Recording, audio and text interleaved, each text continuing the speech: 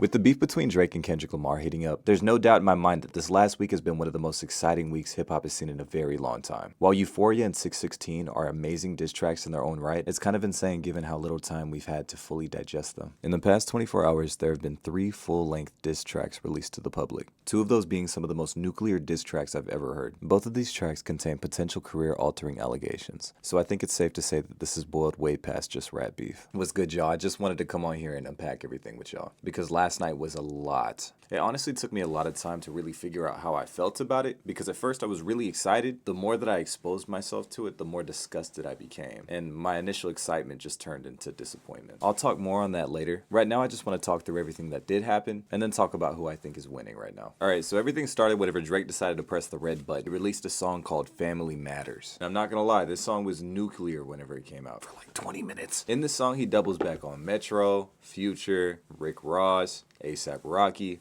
but his main target is Kendrick Lamar. In the beginning, he mentions how Metro slimed somebody for their girl, but then he goes straight into Kendrick. In this first verse, he states that Kendrick is a fake activist, and then he accuses Kendrick of never giving back to his community, which has been proven to be a lie. And then he mentions something that I find pretty funny. He responds to the line where Kendrick says that they hate the girls that he messes with because they're not real women. So Drake says, "So you hate the girls I fuck, but what you really mean? I've been with black and white and everything that's in between." Oh, he's gonna tell him. He's not talking about race. There's a reason why he said they're not real women. He's talking about that teenage fever you got, buddy. He then says that he thinks that Kendrick's manager is the secret father of one of Kendrick's children. No receipts, of course. He does this little segment referencing that song that goes, "Hands on your knees, shake that for Drake. Now shake that for free." And what I find sick is after he says this, he feels like he has to explain it, like it's some big intellectual bar. And I'm not talking about that kind of free, I'm talking about Dave.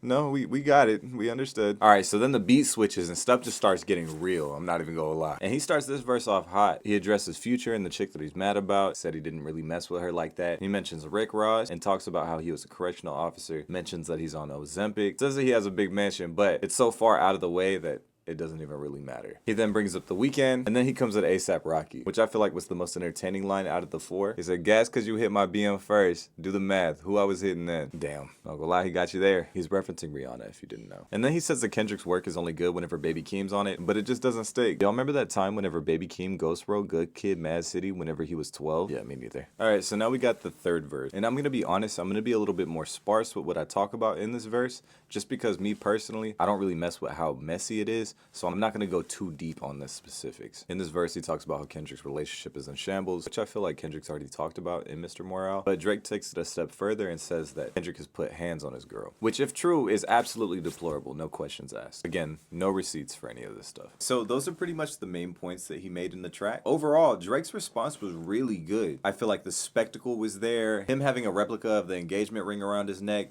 extremely disrespectful. Him taking the Good Kid, Mad City van, or at least something that resembles it, and crushing it. Low-key, I felt some type of way about it, but that's okay. I mean, war is war, you know? But yeah, the bars were solid.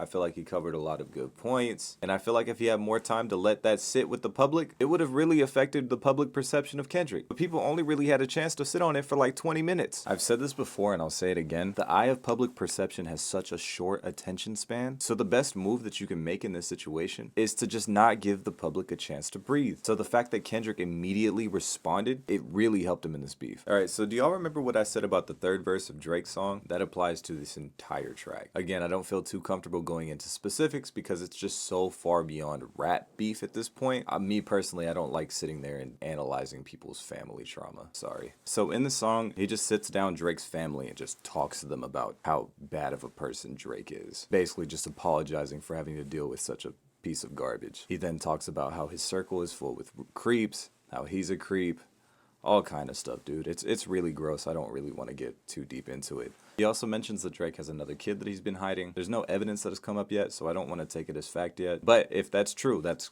crazy. Even beyond just a rap battle, you have an internal battle with yourself for the rest of your life. I don't even know what to say about that.